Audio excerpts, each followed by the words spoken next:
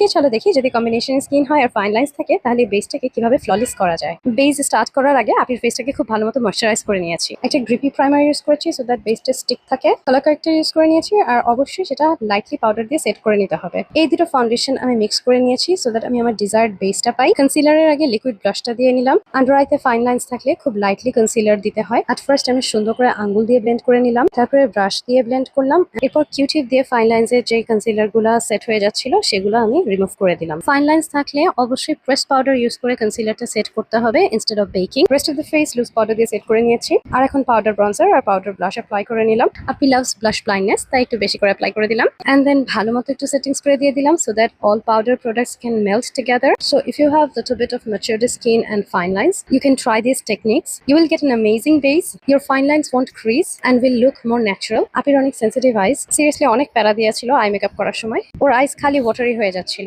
Eyeliner দেওয়ার সময়, eyelash curl করার সময়, মাস্কারা দেওয়ার সময়। বাট আলহামদুলিল্লাহ final result came out really good. I was satisfied. পরে আপিকে সুন্দর করে শাড়িও পরিয়ে দিলাম। Let me no in the comment section তোমাদের কাছে আপির মেকওভারটা কেমন লাগলো।